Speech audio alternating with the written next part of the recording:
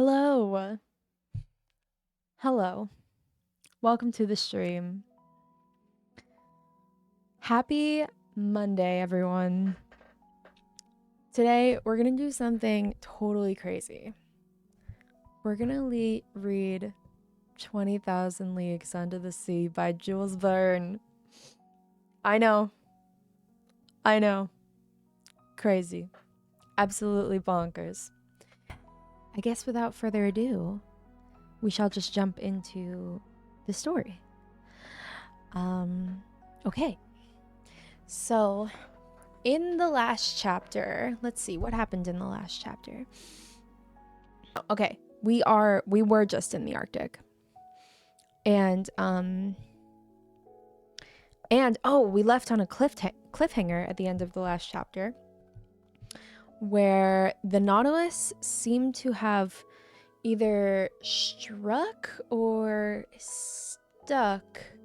It sealed off all the when the iceberg turned over, it sealed off all openings, so we're trapped. Yes, that was how the last chapter ended, with everyone being trapped in ice. So let's continue and see what happens to our friends on the Nautilus. So chapter 16 is called Lack of Air.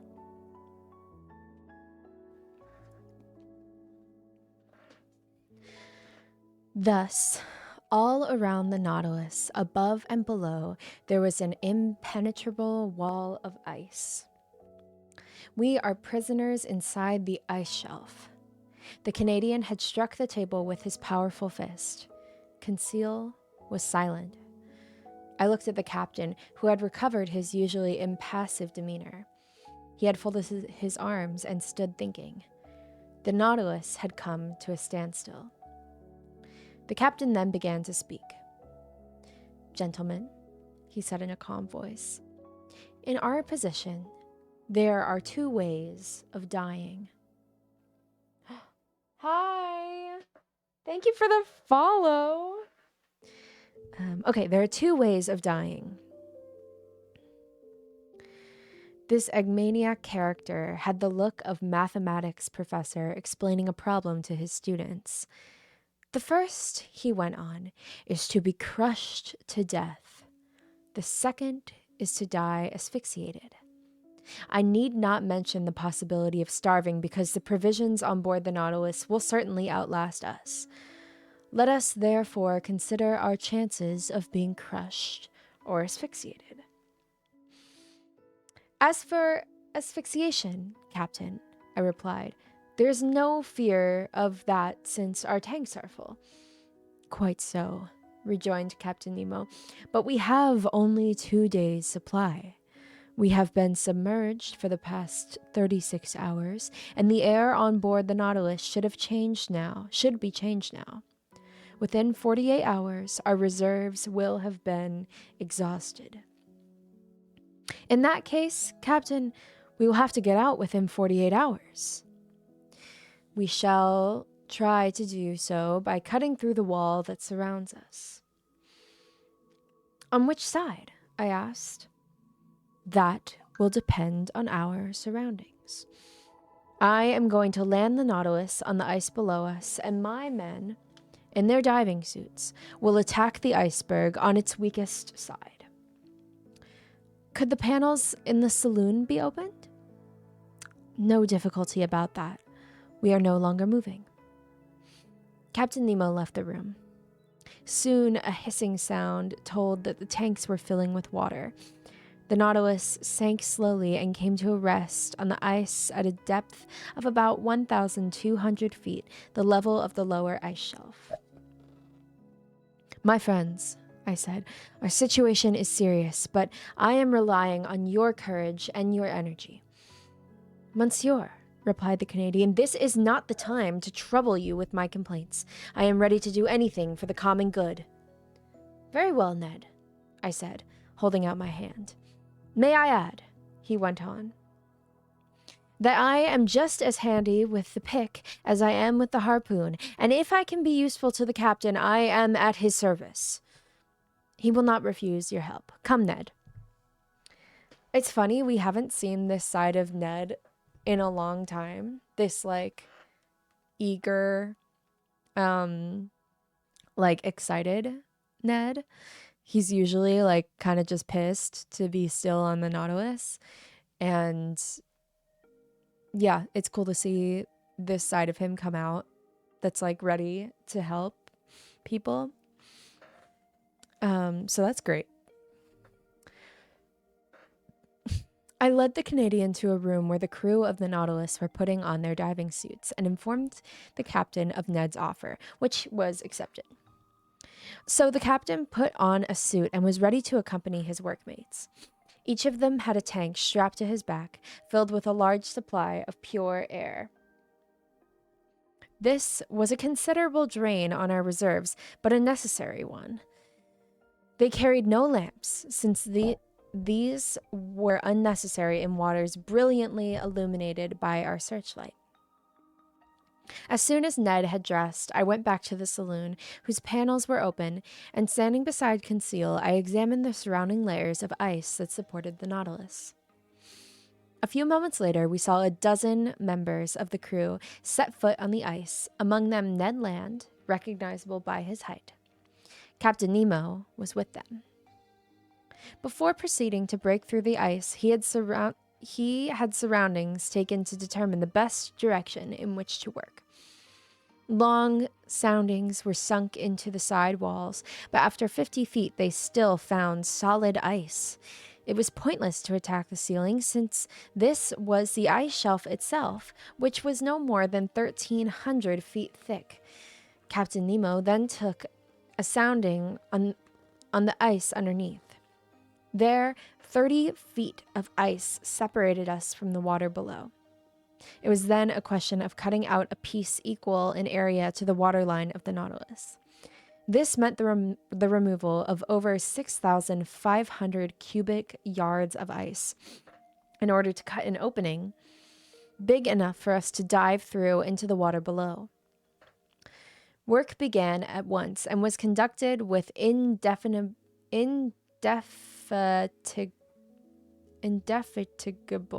what?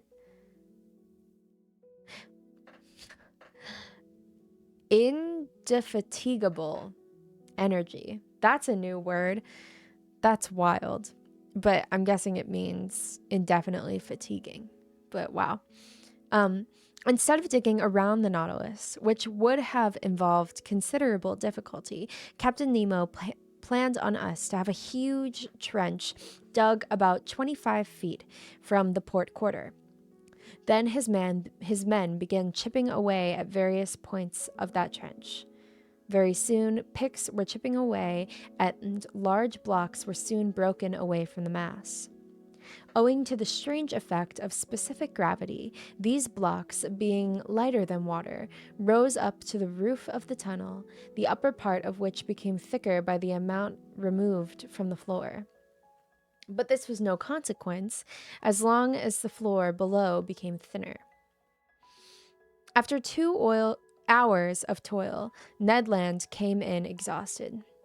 He and his workmates were then replaced by a new team, including Conseil and myself.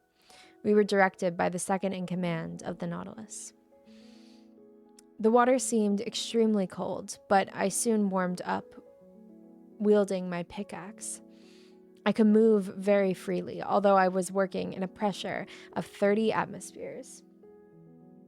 When I came in after 2 hours' work to take some nourishment and rest, I could feel the striking difference between the pure air I had been breathing from our tanks and the air of the Nautilus, which was already charged with carbon dioxide. The air in the craft had not been changed for 48 hours, so its invigorating quality was considerably lacking. Meanwhile, after 12 hours' work, we had removed only a layer of ice 1 yard thick, or about 650 cubic yards. Assuming that we could manage to do as much every 12 hours, it would still take 4 days and 5 nights to bring the task to a successful conclusion. 4 days and 5 nights, I said to my companions. But we only have 2 days' supply of air in the reserve tanks. And do not forget, said Ned Land, that even after we get out of this infernal prison, we'll still be under the ice shelf and still cut off from open air. He was right. Who could possibly tell how long it would take us to get out of that prison? Might we not be asphyxiated before the Nautilus could reach the surface of the sea? Was she destined to perish in this icy tomb with all aboard? The situation seemed desperate, but all of us were facing the possibility squarely, and all were determined to do our duty to the very end. As I had foreseen, another yard of ice was removed from the trench during that night. But the next morning, when, clad in my diving suit, I went out to work in a temperature of between 60 and 70 below Celsius, I noticed that the side walls of the trench were closing in gradually. This was because the water in the trench, not in the immediate vicinity of the men and their work, tended to freeze again. Faced by this new imminent danger, what were our chances of escaping, and how could we prevent this water from freezing and crushing the sides of the Nautilus like glass? I said nothing about this new danger to my friends. What was the use of running the risk of damping the enthusiasm and the energy they had had in this arduous labor of salvation? When I came back on board, however, I mentioned this new danger to Captain Nemo. I know, he said in that calm voice that he always maintained, no matter how tragic the situation might be. This is just one more danger for us, but I do not see what we can do about it. Our only chance to escape is to dig faster than the water can freeze. We just have to get there first, that is all. Get there first? But after all, I should have become accustomed to this manner of speaking by now. For several hours that day, I wielded my pick with more energy than ever. That task kept up my spirits. Besides, working meant leaving the Nautilus and breathing pure fresh air from the tank on my back. It meant leaving the foul, stagnant air of the ship. Toward evening, another cubic yard of ice had been cut away from the trench, and when I returned on board, I was almost asphyxiated by the carbon dioxide which the air was saturated. If we only had some chemical process to rid the air of this dangerous gas. After all, there was no lack of oxygen. All the water contained a considerable quantity of it. If only we had the means to extract it with our powerful batteries and obtain a fresh supply. I had thought of this possibility, but what was the good, since the carbon dioxide expelled by our lungs had filled every corner of the ship? In order to absorb it, we would have to fill receptacles with potassium lye and shake them about continually. But we had no potassium lye on board, and nothing else could replace it. That evening, Captain Nemo had to open the valves of his tank and let some pure air into the Nautilus. If he had not taken this precaution, we should have never awakened from our sleep. The next day, the 26th of March, it's so weird. That's like in 2 days. So strange. I resumed my work by helping to cut away the 5th yard of ice. The walls on either side of the trench and the ceiling above us were becoming visibly thicker, and it was obvious that they would close in before the Nautilus could get away. For an instant, I was filled with this despair. My pickaxe almost dropped from my grasp. What was the point of digging if I was bound to die of suffocation or be crushed by this water that was turning to stone, the victims of a torture undreamed of by the most savage tribes? It seemed as if I were held between the formidable jaws of some monster that had been closing on me inexorably. At that moment, Captain Nemo, who was working hard as well as directing the operations, passed near me. I touched him with my hand and pointed to the walls of our prison. The starboard wall had crept inward at a distance of less than 12 feet from the Nautilus. The captain understood and motioned for me to follow him. We went on board, and after removing my diving suit, I followed him into the saloon. Monsieur Aronnax, he said to me, we shall have to take some heroic measures, or we shall be sealed up in the water, which solidifying like cement. Yes, I said, but what can we do? Ah, he explained. If only my Nautilus were strong enough to withstand the pressure without being crushed. What do you mean? I asked, not realizing what he was driving at.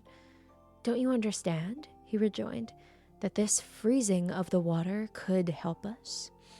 Don't you realize that this very solidification could break up the masses of ice that imprison us, just as it can break away the hardest of rocks? Do you not feel that this, from destroying us, could be a means of saving us? Yes, Captain, perhaps, but however powerful the Nautilus may be to withstand pressure, she could not withstand the terrible pressure of these masses, and she would be flattened into a sheet of iron. I know, Professor. We must not depend on nature to help us. We must depend on ourselves. We must stop that water from freezing. We must find a way. Not only are the side walls closing in, but there is not more than 10 feet of water fore and aft of the Nautilus. This ice is moving in on us on all sides. How much time, I asked, have we got before the air tanks give out? The captain looked me straight in the eye. The day after tomorrow, he said, the tanks will be empty. A cold sweat ran through me. And yet, why should I have been surprised in his reply? On the 22nd of March, the Nautilus had been dived beneath the open waters at the pole. It was now the 26th. For 5 days we had been living on our reserves of air. What air was left had to be saved for the workers. As I write these lines, the vivid memories of how I felt at the time still fills me with terror. I find it difficult to breathe. Meanwhile, Captain Nemo, silent and motionless, seemed lost in thought. Obviously, the idea had occurred to him, and he had seemed to be rejecting it, telling himself that it was not possible. Finally, 2 words escaped his lips. Boiling water. Boiling water? I exclaimed. Yes, Professor. We are not enclosed within a fairly limited space. Do you not think the streams of boiling water poured from the pumps of the Nautilus might not raise the temperature around us and slow up that freezing? We must try it, I cried emphatically. Yes, Monsieur le Professeur, let us try. At that moment, the outside temperature was less than 7 degrees below Celsius, or 19 degrees Fahrenheit. Captain Nemo led me to the kitchens, where huge distilling machines operated to produce drinking water by a process of evaporation. These machines were filled with water, and all the electric energies from the batteries was thrown into the coils immersed in the water. Within a few minutes, the water was boiling. It was then pumped out, while fresh water replaced it in the tanks. The heat developed by the batteries was such that cold water, taken from the sea, had only to pass through the machines to reach the pumps boiling. 3 hours into the process of projecting hot water had begun. The outside temperature was 6 degrees below 0 Celsius, or 21 degrees Fahrenheit. 1 degree centigrade had been gained. 2 hours later, the thermometer registered 4 degrees below 0 Celsius or 25 degrees Fahrenheit. "It is working," I said to the captain, having carefully followed and checked the progress of the operation. "I think so," he replied. "At least we will not be crushed. Asphyxiation is our only danger now." During the night,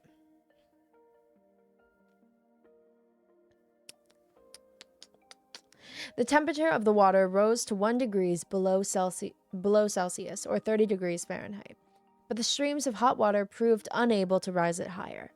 But since seawater was not freezing, will not freeze at less than 2 degrees below 0 Celsius, I felt reassured about the danger of being frozen in.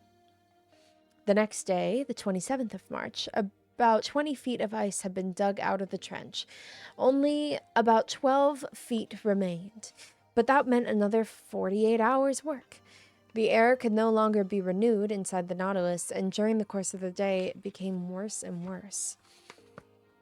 I felt an unbearable weariness was oppressing me. At about 3 o'clock in the afternoon, the oppressiveness feeling was overwhelming me. I yawned repeatedly and felt my jaws coming apart. My lungs gasped, seeking that indispensable air that was becoming scarcer. I was seized by a mental torpor. I had reached the limits of my endurance and was all but unconscious. My good Conseil, although affected by the same symptoms and suffering and same discomfort, would not leave me.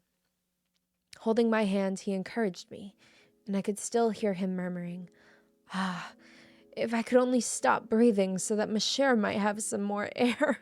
Oh my God, that's so sad. Jesus, Conseil. To let him speak like that brought tears to my eyes. The more intolerable our breathing became inside the ship, the more eagerly we hastened to put on our diving suits and work our shift. Our picks resounded on the icy surface, our arms became weary, and our hands blistered. But what did our fatigue matter, or our blisters? Pure air poured into our lungs. We were breathing. We were breathing. Yet no one attempted to prolong his underwater stint beyond the time allotted. Having done this bit, each man ungrudgingly handed over his gasping companion the tank that would restore his life. Captain Nemo was the first to set an example, to submit himself to the severe discipline, and when the hour struck, he would give his tank to his relief and return to the foul atmosphere on board, calm, unflagging, and uncomplaining as always. The day the work went on with even more vigor. Only 6 more feet remained to be cut away. Only 6 feet were between us and the open water, but the air tanks were almost empty. What little they contained was kept for the workers. Not a breath remained for the Nautilus. When I returned to the ship, I was half suffocated. What a night it was. Words could not describe it. Such tortures cannot be put into words. The next morning, I found it almost impossible to breathe. Like a drunken... not only did my head ache, but I was strangely dizzy, like a drunken man. As for my companions, they were suffering from the same symptoms, and some members of the crew were at their last gasp. That day, the 6th of our imprisonment, Captain Nemo, finding the work with the picks going too slowly, decided to use the Nautilus to crush the remaining layer of ice, separating us from the open water. He had managed to retain all his coolness and energy, overcoming physical discomfort by sheer moral strength. He never stopped thinking, planning, acting. He gave orders to lighten the vessel so that it was raised from its bed of ice by a change in its specific gravity. When it was floating, the crew towed it until it was directly above the trench we had cut in the ice to correspond to the shape of the Nautilus. Then the tanks were lifted and the ship settled down at the bottom of the trench. At that moment, the whole crew returned on board, and the double hatch was closed. The Nautilus was now resting on a layer of ice no more than a yard thick, which had already been pieced into thousands of places by the surroundings. Then the valves were opened wide, and 100 cubic yards of water poured in, thus increasing the weight of the Nautilus by over 100,000 kilograms, or 220,000 pounds. We waited and listened, forgetting our suffering and filled with new hope. Our lives depended on this final effort. In spite of the buzzing in my head, I soon heard the hull of the Nautilus vibrate. We began to sink, and the ice was rent asunder with a strange noise, like the sound made by tearing paper, and the Nautilus dropped through. "Monsieur will be pleased," muttered Conseil in my ear. "We are getting through." I was unable to reply. I grasped his hand. I squeezed it with a sudden, involuntary burst of emotion. Suddenly, carried down by her enormous excess weight, the Nautilus sank into the water like a cannonball, almost as she might have done had she been hurtling through space. Then, the electric pumps were switched on full to eject water from the tanks, and after a few minutes, our dive was stopped. Soon, the manometer showed that we were rising. The propeller, turning at full speed, made the ship's hull vibrate to its very bolts as it moved speedily northward. How long was this cruising under the ice shelf to last before we reached the open sea? One more day?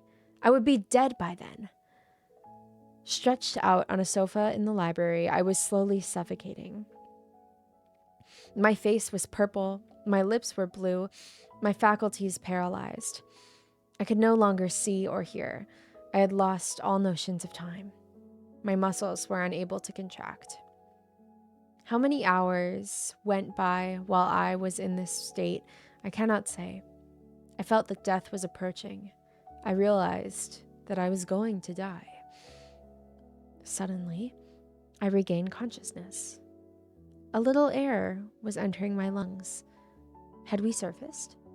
Had we at last cleared the ice shelf? No. It was Ned and Conseil, my two good friends, who were sacrificing their lives to save mine. There were still a few atoms of air left in one of the tanks.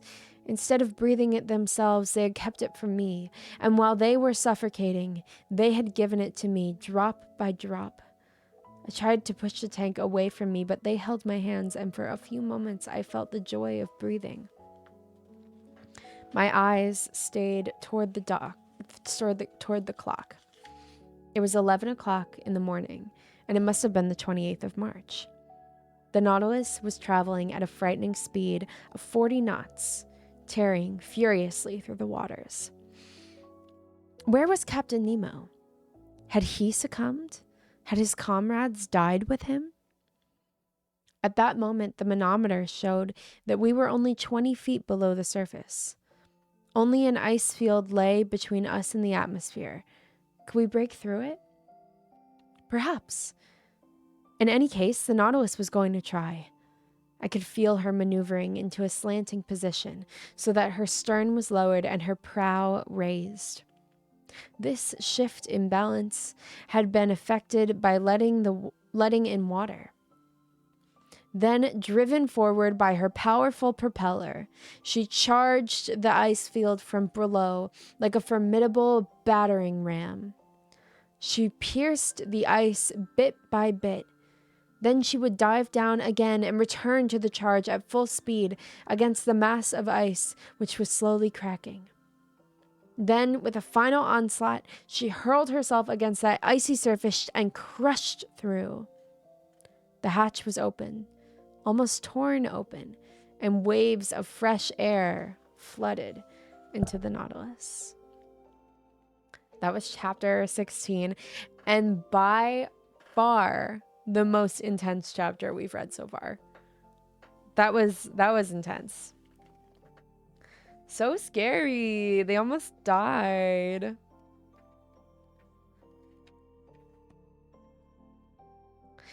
Cool. That was exciting. Had a little test of faith there. Although I'm wondering what's going on with Captain Nemo, because if Arna almost died, and if I'm not wrong, it seems like Conseil and Ned weren't doing very well either. Captain Nemo must have not been doing very well. Like, I wonder if he died. Because I think he does die at the end of this book, if I'm not wrong. So, yeah. But maybe that's not right now. I don't know. That was crazy. Chapter 17.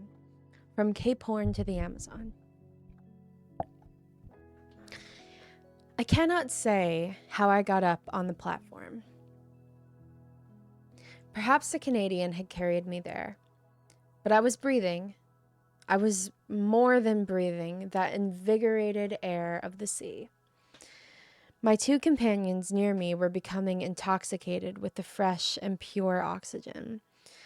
Unlike those that had been deprived of food for a long time and need to exercise restraint and moderation when fed, we were free to breathe deeply and fill our lungs with this fresh air to our heart's content. The breeze that was flowing filled us with joy and exultation. Ah, said Conseil, how wonderful it is to breathe this air. Let Monsieur's breathe as much as he likes. There is plenty for everyone. Conseil is so cute. Ned Land did not utter a word. He kept opening his mouth wide enough to frighten a shark. What deep breaths he took. The Canadian was puffing away like a furnace at full blast. When we were soon revived, and when I looked around me, I saw that we were alone on the platform. None of the crew was to be seen, not even Captain Nemo. Those strange men of the Nautilus were satisfied to breathe the air circulating inside the ship. None of them had come up to enjoy the fresh air of the sea breeze. The first words I spoke were words of thanks and gratitude to my two companions. Ned and Conseil had given me an extra lease on life during those last hours of my suffering. Nothing I could say would repay such devotion. Well, Monsieur, replied Ned Land, it's not worth talking about. What praise do we deserve for that? None at all. It was a matter of simple logic. Your life was worth more than ours, so we had to save it. No, Ned, I replied. It was worth no more than yours. Nobody is superior to a good and generous man, and that is what you are. Oh, that's all right, repeated the Canadian, somewhat embarrassed. And you, my good Conseil, how you must have suffered. Oh, not too much. If Monsieur will permit me to tell the truth, I did seem to be short of a few mouthfuls of air, but I think I should have gotten used to it. When I saw Monsieur passing out like that, I didn't have the slightest desire to breathe. I took the wind right out of me, as to say. Now Conseil felt embarrassed by the banality of his expression and could not finish his sentence. My friends, I replied, profoundly moved, we are bound to each other forever. I am indebted to you. And I intend on taking advantage of that, said the Canadian. What? Exclaimed Conseil. Yes, added Ned Land, I reserve the right to take you with me when I leave for the Infernal Nautilus. By the way, said Conseil, are we going in the right direction? Yes, we are, I replied. We are heading toward the sun, and from there the sun means north. From here the sun means north. That may be, Ned Land went on, but it remains to be seen whether we're heading for the Pacific or the Atlantic. In other words, are we headed toward deserted waters or well-traveled waters? I was unable to answer that. and I was afraid that Captain Nemo was more likely to take us back to the vast ocean that touches the shores of both Asia and America. He could then complete his underwater voyage around the world and could return to the seas where the Nautilus enjoyed the greatest freedom. But if we were to return to the Pacific, far from the populated shores, what would happen to the plans of Ned Land? However, before long, the important question would be settled, but the Nautilus was moving fast. We soon crossed the Antarctic Circle and were heading for Cape Horn. Towards 7 o'clock in the evening on March 31st, we reached the tip of the American continent. All our recent sufferings were now forgotten, and the memory of our imprisonment under the ice was gradually being erased from our minds. We thought only of the future. Captain Nemo did not appear, either on the planisphere or by the second in command, enabling me to follow the exact course of the Nautilus. The evening it became obvious to me that, much to my satisfaction, we were returning northward by way of the Atlantic. I informed the captain and Conseil of this. "That's good news," replied the Canadian. "But where's the Nautilus going?" "I could not say, Ned. Having been to the South Pole, do you think the captain would like to go to the North Pole next, and then return to the Pacific through the famous Northern Passage?" "I wouldn't put it past him," interjected Conseil. "Well," said the Canadian, "we'll be parting company with him before then." "Whatever you may say," submitted Conseil, "this Captain Nemo is a fantastic man, and we will never regret having known him." "Especially when we've seen the last of him," retorted Ned Land.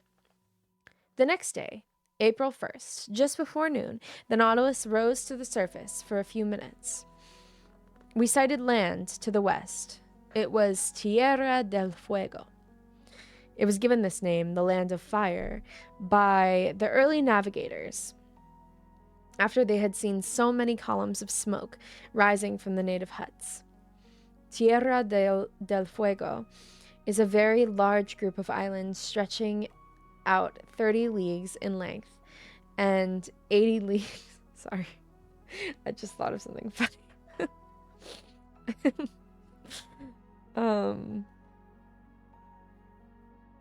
Lying between 53 degrees and 56 degrees latitude south and 67 degrees 50 and 77:15 longitude west.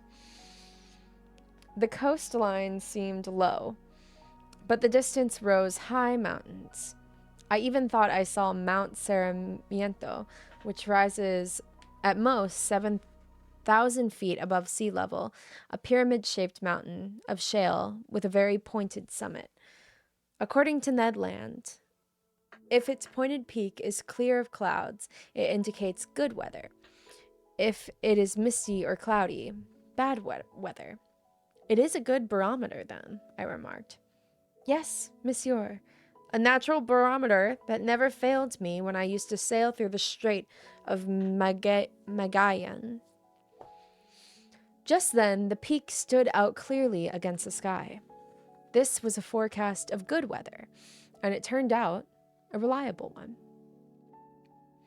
The Nautilus then submerged, approached the coast, and cruised along for a few miles. Through the panes of the saloon, I noticed long seaweeds and gigantic sea wrack, whose rich specimens that may be seen in the open sea around the South Pole. With this sticky, polished filaments, they measured as much as 1,000 feet, or 300 meters in length. Real cables, thicker than a man's thumb and strong enough to be used to moor ships. Another seaweed known as yelp, with leaves 4 feet long, grew amongst the coral and covered the seabed like a carpet. It served both as a nest and as food for myriads of mollusks, crabs, and cuttlefish. What magnificent meals the seals and sea otters were having there, feeding on a mixture of fish and sea vegetables in the English manner. The Nautilus cruised over the rich and luxurious bed at high speed. Toward evening, we approached the Falkland Islands, whose rugged summits I identified the following day. The water was not deep, and I had a good reason to believe that these two islands, surrounded by numerous smaller islands, had once been a part of the islands near the Magellan Strait. The Falklands were probably discovered by the famous John Davis, who gave them the name of Davis Southern Islands. At a later date, Richard Hawkins called them the Maiden Islands, Islands of the Virgin.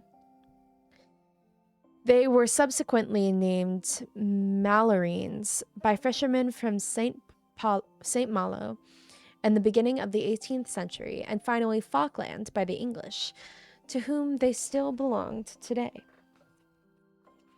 In these waters, our nets brought in beautiful specimens of seaweed, especially of a certain focus, whose roots were loaded with splendid mussels, the best in the world.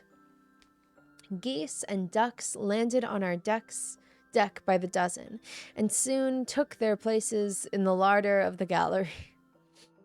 As for fish, I noted particularly certain bony varieties belonging to the genus of the goby, and, above all, groundlings being 6 inches long, flecked with whitish and yellow spots.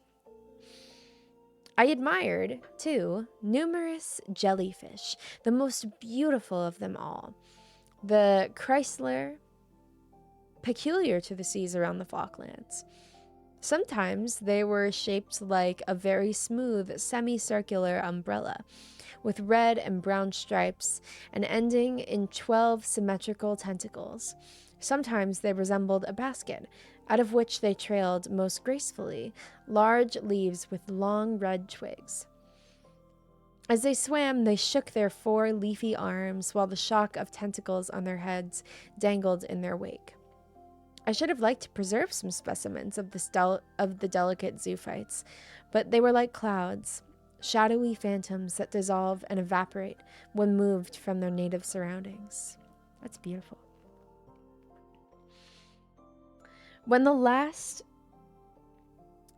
peaks of the Falklands had dropped below the horizon, the Nautilus dived to a depth of 60 or 70 feet and followed the coast of South America. Captain Nemo had not yet appeared. We remained off the coast of Patagonia, sometimes submerged and sometimes on the surface, until April 3rd. The Nautilus passed the wide estuary formed by the mouth of the Plata, and on April 4th we were off the coast of Uruguay, but about 50 miles out to sea. Maintaining a northerly course, we then followed the long, sinuous coastline of South America. We had then sailed 16,000 leagues since we had embarked on our voyage in the seas of Japan. At about 11 o'clock in the morning, we crossed the Tropic of Capricorn on the 37th meridian and passed off Cape Frio. Much to Ned Land's disappointment, it seemed that Captain Nemo did not particularly care for the inhabited coast of Brazil, for we shot past it at a breathtaking speed. Neither fish nor fowl. 394.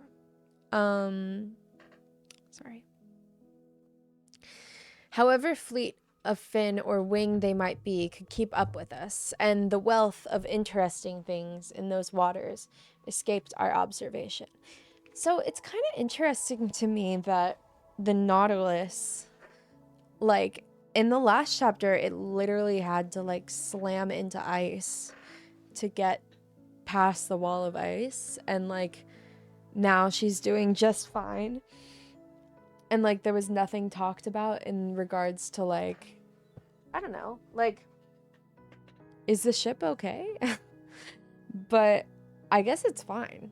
Like, I guess it's just a lot of, like, strong, heavy metal. But I don't know. I'd think that something would have happened to it, but I guess not. Okay.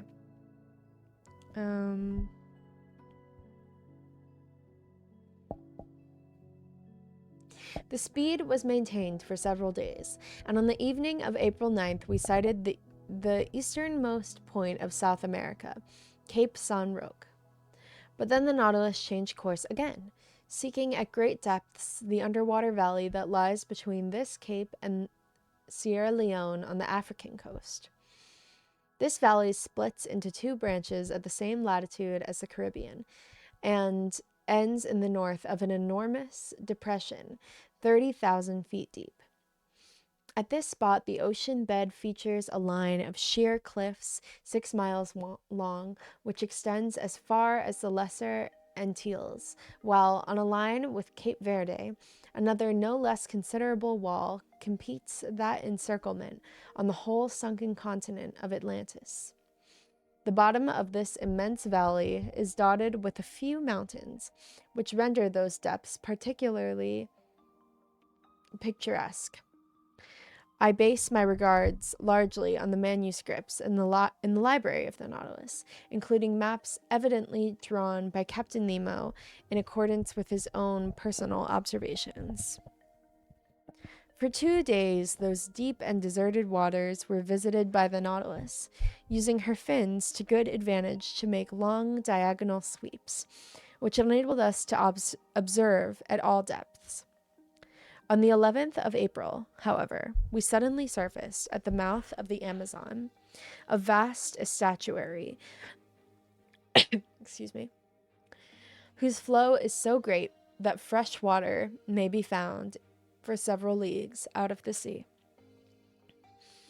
We crossed the equator, and 20 miles to westward lay the Guineans, French territory, where we could have easily have found refuge. But there was a very strong wind blowing, and a dinghy could have faced those raging waves. Doubtless Ned Land realized this, for he did not utter a word about escaping. I did not bring up the subject either, for I did not want to push him into an attempt that would inevitably be doomed for failure. Instead, I took advantage of this delay and spent my time pleasurably engrossed in my interesting studies. For 2 days, those deep and deserted waters were visited by the Nautilus, using her fins to a good advantage to make long diagonal sweeps, which enabled us to observe at all depths. On the 11th of April, however, we suddenly surfaced at the mouth of the Amazon, a vast estuary whose flow was so great that fresh water may be found for several leagues out into the sea. We crossed the equator, and 20 miles to westward lay the Guineans, French territory, where we could easily have found refuge. But there was a very strong wind blowing, and a dinghy could not have faced those raging waves. Doubtless Ned Land realized this, and he did not utter a word about escaping. I did not bring up the subject either, for I did not want to push him into an attempt that would inevitably be doomed for failure. Instead, I took advantage of this delay and spent my time pleasantly engrossed in my interesting studies. During those 2 days, the 11th and 12th of April, the Nautilus remained on the surface of the sea, and its net brought up the most marvelous variety of zoophytes, both fish and reptiles. Reptiles? I guess reptiles live on land and sea?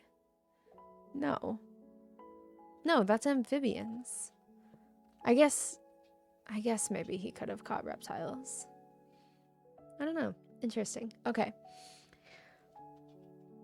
Some of the zoophytes had been dragged up by the chain of the nets.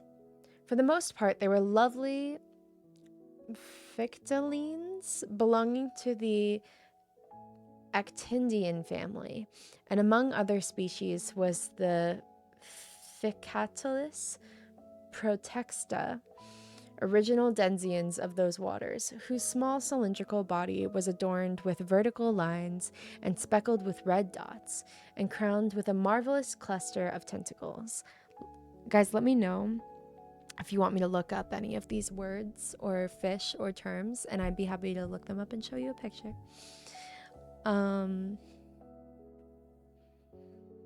As for mollusks, these consisted of creatures that I had already observed, such as the turtlet, olive-colored polyphery shells with regular insected lines, whose red dish spots stood out vividly against the color of their flesh. Bizarre pterocerae, which resembled petrified scorpions, translucent hyalines, argonauts, cuttlefish, excellent to eat, and a certain species of squid, which naturalists of antiquity classified among the flying fish, used primarily as bait for cod fishing. I noticed several species of fish on those shores that I had not yet had an opportunity to study. Among the cartilaginous fish, Pterominzons prica, a kind of eel, about 15 inches long, greenish head, violet fins, and a gray-blue back, a silvery brown belly speckled with bright spots, and the iris of the eyes encircled with gold, a strange creature that the currents of the Amazon had brought into the open sea, for they are a freshwater animal, a species of tube-colored ray with pointed snout, a long, thin tail armed with a jagged spur, small sharks about a yard long, whitish gray in color, with several rows of teeth, curved backward, popularly known as pantaflyers, fish bats or vespertilos, shaped like a reddish isosceles triangle, about 1.5 feet long, with long, fleshy pectoral fins, which made them resemble bats. However, a horny appendage set near the nostrils has given them a nickname of sea unicorns.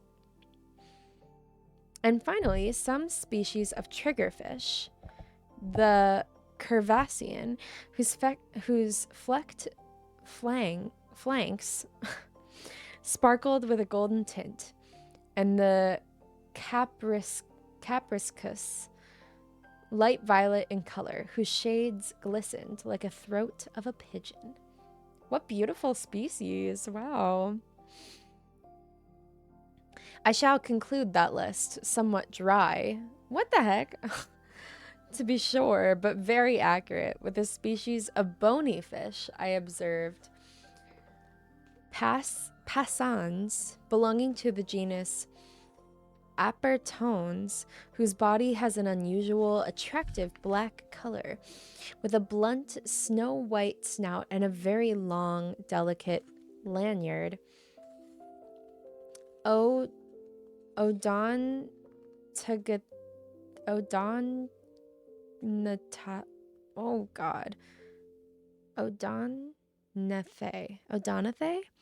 Sardines over 10 inches long. Wow.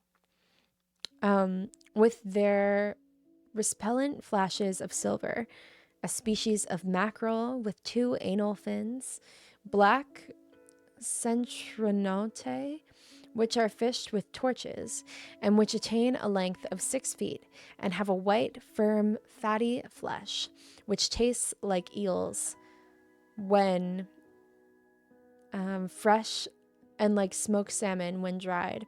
Reddish vrasse of lip fish, cousins of the parrotfish, scaly around the base of their dorsal and anal fins.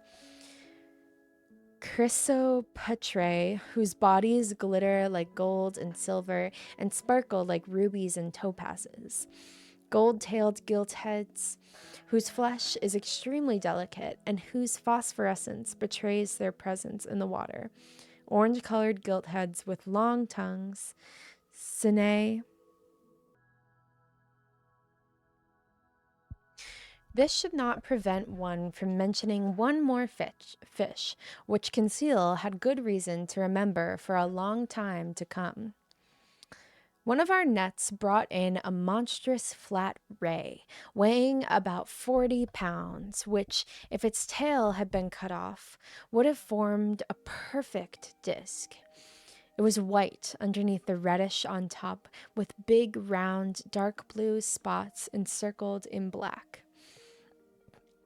Its skin was glossy, and it had a flipper divided into two lobes. Once on deck, it struggled and tried to turn over by convulsive movements, and it squirmed so well that it finally succeeded in reaching the edge of the platform. One more effort, and it would have fallen into the sea. But Conseil, who did not like to lose that specimen, ran upon it, and before I could stop him, seized it with both hands. As soon as he did so, however, he was flung on his back with his legs in the air, half paralyzed, and shouting, "Monsieur! Monsieur! Please help me!" It was the time that the poor boy had failed to address me in the third person. The Canadian and I picked him up and massaged him energetically, and when my poor eternal classifier of ship returned to his senses, he murmured in halting tones, "Class cartilaginous, order Condopterygians with fixed gills, suborder Celicretian, family rays, genus electric ray." "Yes, my friend," I replied, "that was an electric ray that left you in such a deplorable condition."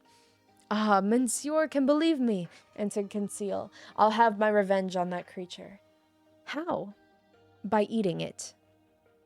That is exactly what he did that very evening, purely for revenge, because, frankly, that animal was as tough as leather. The unfortunate Conseil had attacked an electric ray for the most dangerous kind, the cumana. This strange animal, immersed in water, which is an excellent conductor of electricity, can electrocute fish at a distance of several yards.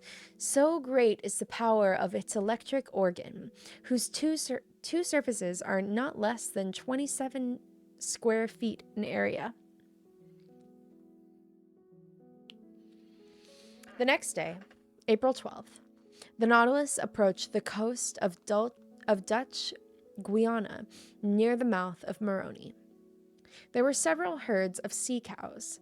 There were manatees, which, like the dugong and the stellar sea cow, belong to the Siraean order and live in family groups. These beautiful animals, which were peaceful and harmless, attain a length of 20 feet and weigh at least 4 tons. Holy crap.